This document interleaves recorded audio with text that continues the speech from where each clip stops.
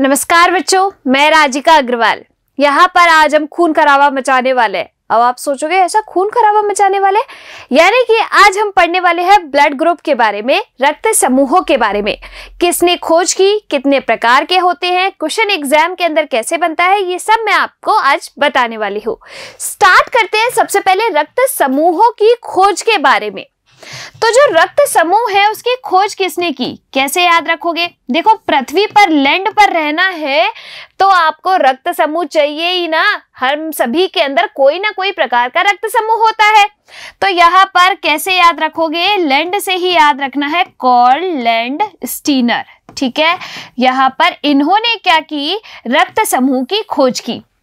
अब दूसरे क्वेश्चन क्या पूछा जा सकता है, किसकी उपस्थिति के आधार पे की, यानी कि इन्होंने ऐसा क्या देखा कि रक्त समूह इनको पता चले। तो इन्होंने देखा कि आरबीसी जो होती है अपनी रेड ब्लड सेल्स, उनकी सतह पर कुछ चीजें मौजूद है जिसे इन्होंने क्या नाम दिया, प्रतिजन नाम दिया।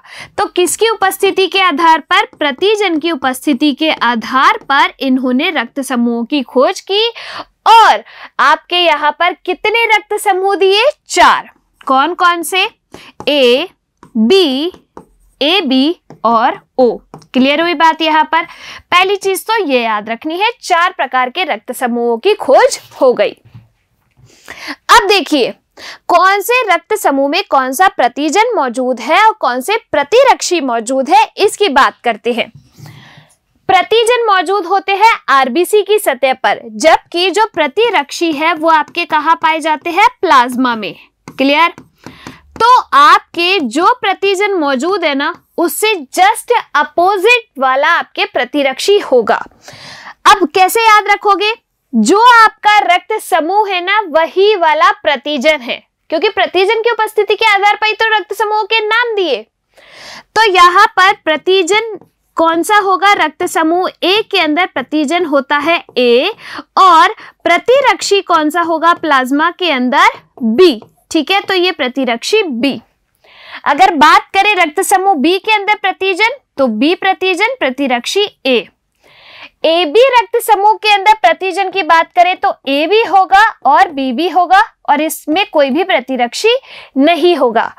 अगर ब्लड ग्रुप ओ की बात करें तो यहाँ पर कोई प्रतिजन नहीं होगा, लेकिन प्रतिरक्षी ए भी है और प्रतिरक्षी बी भी है। पहली चीज तो ये समझ में आ गई। ठीक है, अब बात करते हैं कि 4 प्रकार के रक्त समूह हो गए, इनमें से कौन किसको रक्त दे सकता है, कौन किससे रक्त ले सकता है। यानी कि कभी कोई एक्सीडेंट हो जाए, अपन ने बहुत सारी चीजें देखी भी होगी सीरियल या मूवीज के अंदर, कि भाई एक आदमी का एक्सीडेंट हो गया, उसके घर के 4 सदस्य खड़े, लेकिन उनमें से केवल एक जना रक्त दे पा रहा है उसको, या फिर उनमें से कोई भी उसको रक्त नहीं दे पा रहा है। ऐसा क्यों?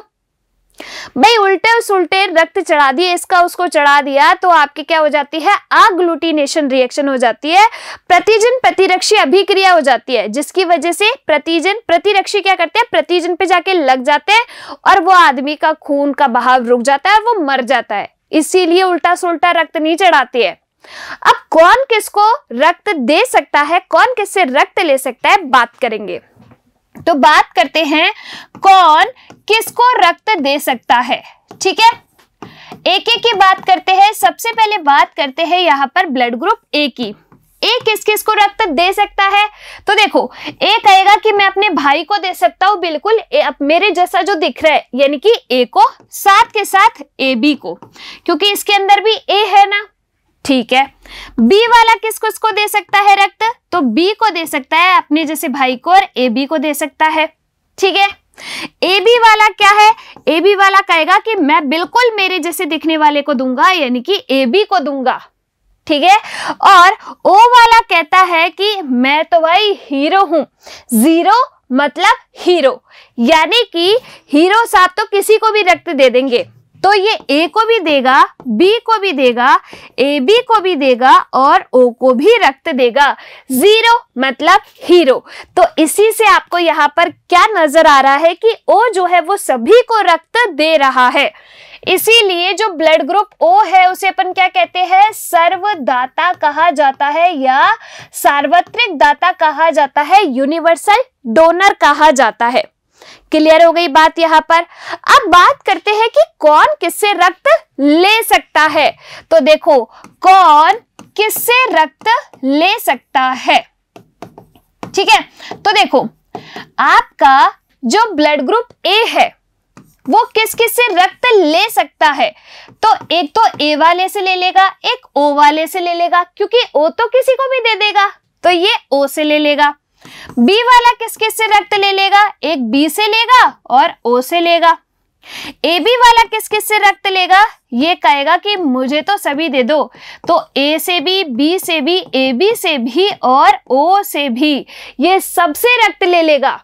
और ओ वाला जो है वो किससे लेगा, सिर्फ ओ से ही लेगा। हीरो को बचाने सिर्फ हीरो आएगा, ठीक है, जीरो मतलब हीरो। तो आप देख रहे हो कि जो ए बी है वो सभी से रक्त ले रहा है, यानी कि ये क्या हो गया, सर्वग्राही या सार्वत्रिक ग्राही। कौन, ए बी, इसने मचा रखी है दादागिरी, है ना। ए बी जो है वो यूनिवर्सल एक्सेप्टर हो गया। एग्जाम के अंदर पूछा जाता है सार्वत्रिक दाता कौन है और सार्वत्रिक ग्राही कौन है। यहां तक हो गई बात क्लियर। अब देखिए, जब आप ब्लड डोनेट करते हो यानी कि रक्तदान करते हो, तो वहां पर ब्लड बैंक के अंदर क्या है, आपके रक्त को बोतलों में भर के रखा जाता है, नहीं रखा जाता। जब आप नॉर्मल ब्लड को निकाल के ऐसे कटोरी में रखोगे तो वो जम जाएगा थोड़ी देर में ही, लेकिन यहाँ पर आपके ब्लड बैंक के अंदर उन बोतलों के अंदर रक्त जमता नहीं है। ऐसा क्यों होता है, तो उन बोतलों के अंदर क्या डाला जाता है, EDTA प्रतिस्कंदन पदार्थ डाला जाता है, जिससे वो रक्त जमे नहीं और उसको अपन स्टोर करके बैंक के अंदर रख सके। तो वो आपका होता है EDTA और सोडियम या पोटेशियम साइट्रेट, ठीक है। सोडियम या पोटेशियम सिट्रेट या साइट्रेट मैं इसको बोल सकती हूँ। तो ये डाला जाता है जिससे आपके रक्त जमता नहीं है। क्लियर हो गई बात। अब ये तो हो गई भी 4 प्रकार के रक्त समूह की, लेकिन कोई कुछ काम करता है तो किसी दूसरे के तो थोड़ी सी चुल होती है ना। तो यहाँ पर कार्ल लैंडस्टीनर के साथ एक और वैज्ञानिक आए, कौन, वीनर। वीनर ने मकाका रीसस, ये क्या है, एक बंदर। बंदर को अपन क्या कहते हैं, वानर। वानर से ही आपने क्या बना लिया, वीनर। तो मकाका रीसस नाम के बंदर के अंदर एक और प्रतिजन की खोज की और नाम क्या दिया, RH कारक, ठीक है। RH प्रतिजन की खोज की। इसकी उपस्थिति और अनुपस्थिति के आधार पर जो हमारे रक्त समूह होते हैं वो कितने प्रकार के, 8 प्रकार के होते हैं, जिनमें ये RH कारक उपस्थित होता है उनमें पॉजिटिव टाइप का रक्त ग्रुप यानी कि धनात्मक, और जिनमें अनुपस्थित होता है उनमें होगा नेगेटिव टाइप का ब्लड ग्रुप यानी कि ऋणात्मक। तो 8 प्रकार के हो गए। ज्यादातर लोगों के अंदर ये जो है रक्त समूह पाया जाता है धनात्मक प्रकार का और कम में होता है आपके ऋणात्मक प्रकार का। अब अगर आपसे एग्जाम के अंदर क्वेश्चन पूछा जाए कि एक दुर्घटना में किसी व्यक्ति के बहुत ज्यादा रक्तस्राव हो गया है, रक्त समूह जांच करने का समय नहीं है, तो उसे किस प्रकार का रक्त दिया जा सकता है। तो उसमें ऑप्शन है आपके पास ORH positive, ORH negative, AB RH positive और AB RH नेगेटिव। क्या आंसर लगाएंगे इसका, कौन सा रक्त समूह दिया जा सकता है। तो हमें ये तो पता है कि O यूनिवर्सल डोनर है, सार्वत्रिक दाता है, तो O वाला दे सकते, तो ये 2 ऑप्शन हटा दिए।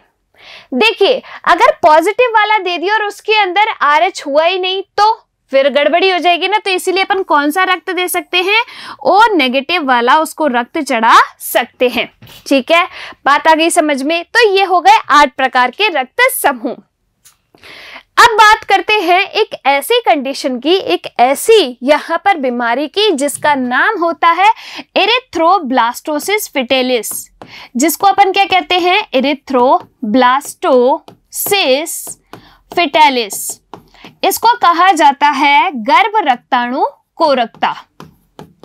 गर्भ रक्ताणु कोरकता से क्या मतलब है, देखो इस डायग्राम से क्या समझ में आ रहा है तुम्हें, गर्भ रक्ताणु कोरकता क्या समझ पा रहे हो इससे। देखो तुम्हें दिख रहा है कि एक माँ है, उसके पेट में एक बच्चा है, एक फीटस है, ठीक है। इस पे नेगेटिव लगा हुआ है और इस पे पॉजिटिव लगा हुआ है। तो अपन जो कहते हैं ना कि शादी करने पे ये आपको जन्म कुंडलियां मिलानी चाहिए, हम तो कहते हैं कि शादी करने से पहले आपके जन्म कुंडलियों के साथ साथ आप मेडिकल कुंडलियां भी मिलाइए। क्यों? क्योंकि देखो, अगर मान लीजिए एक स्त्री है, एक महिला है, उसमें जो भी रक्त समूह है वो आपके कौन सा है? नेगेटिव वाला है, यानी कि वो RH नेगेटिव है, ठीक है। और जो आपके पुरुष है उसका रक्त समूह है RH पॉजिटिव। क्लियर? इनकी शादी हो गई, बढ़िया विवाह हो गया, इनके हुआ बच्चा, तो उस बच्चे के अंदर जो रक्त समूह है वो आ गया पापा से, बच्चा चले गया पापा के ऊपर, ठीक है।